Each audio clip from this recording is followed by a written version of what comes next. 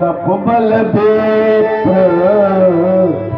सदा बलिया, तपबल बेप सदा बलिया, तपबल बेप सदा बलिया, तपबल बेप सदा बलिया, सदा बलिया।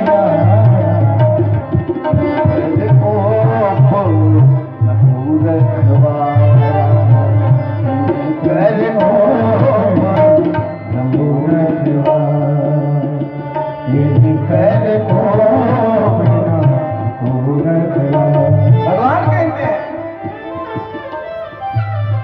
आग की ज्वालाओं में कूदोगे, मैं वहां एक रूप से तुम्हें विद्यमान मिलूंगा, बचा लूंगा। पहाड़ से कूदोगे, बचा लूंगा। लेकिन अगर ब्राह्मण का धन झटक लिया है तो फिर समझ लो झंझट है जीवन में, वो बचने वाला है नहीं, निकल। लेकिन ब्राह्मण हो तो ब्राह्मण के मानक तय किए हैं। ब्राह्मण कैसा हो? दशांग ब्राह्मण हो, जिसको अपने शिखा सूत्र गोत्र का पता हो, त्रिकाल संध्या करता हो, ब्रह्म गायत्री करता हो, संतोषी हो। कल के प्रकरण में हम लोग सुने हैं, भगवान ने गुरुदेव से पहले उनका परीक्षण किया। आप जीवात्मा का संदेश लाए हो तो क्या वो संदेश मैं प्राप्त करने लायक हूं? तुम इस लायक हो कि तुम्हारी बात मैं सुन सकूं? आप बताओ, जिसने LLB LLM नहीं किया है, जज के सामने वो खड़ा होगा क्या?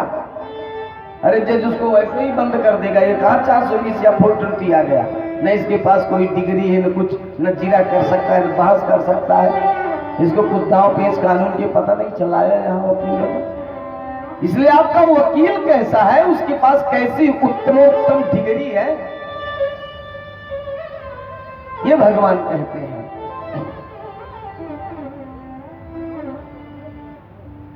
सारे बच्चों को भगवान समझ रहे हैं।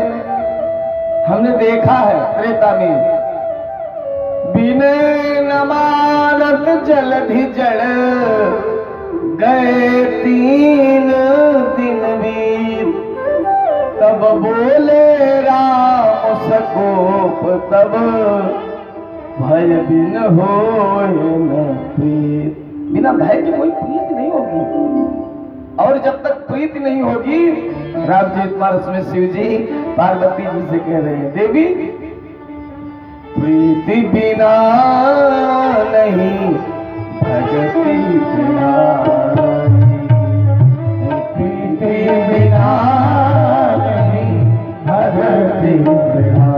जब तक प्रीति नहीं होगी तब तक जीव से, उस परमात्मा से, उस ब्रह्म से, उस विशेष व्यक्ति से आपकी प्रीति नहीं होगी। प्रेम बहुत जरूरी है।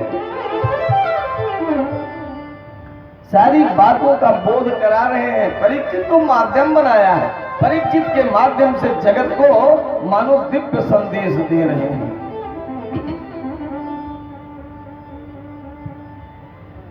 परीक्षित जी कहते हैं, महाराज आपने बड़ा चरित्र सुनाया भगवान का। आज 7वां दिन है प्रभु,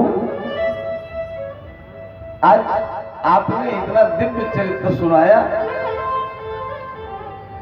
और आज तक जब जब आपने भगवान की चर्चा की तो आपने एक शब्द जरूर कहा, दीन बंधु। भगवान बड़े दीन बंधु हैं, बड़े दीन दयाल हैं, दीनों पर बड़ी कृपा करते हैं सरकार। लेकिन आज तक किसी दीन का चरित्र नहीं सुनाया, किसी अकिंचन का चरित्र नहीं सुनाया गुरुदेव।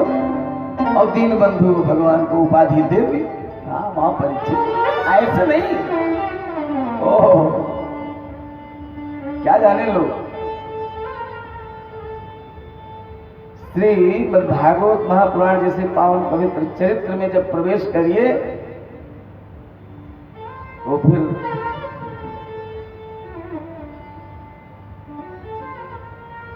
ऐसे नहीं महाराज परीक्षित तो सम्यक तो बुद्धि व्यवस्थित राजर्ष सत्तम।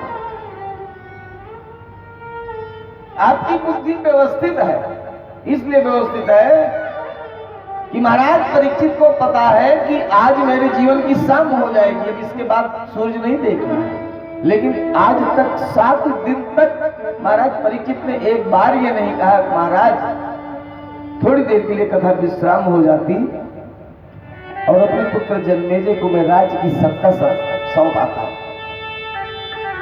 अपनी पत्नी इरावती को जरा कुछ समझा देता।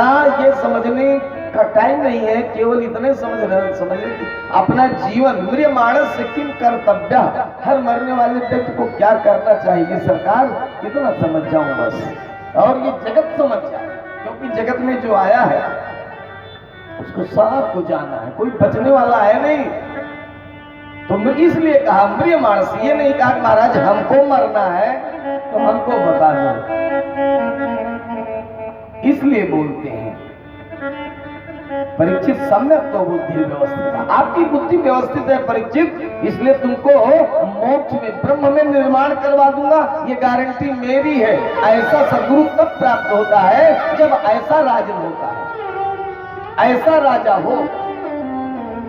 आपको उत्तम लोग तभी प्राप्त होंगे जब आपके अंदर स्वतः उत्तम गुणों का सृजन होगा, नहीं तो आप जैसे रहेंगे वैसे ताल मजीरा बजाने वाले आपको मिलते जाएंगे।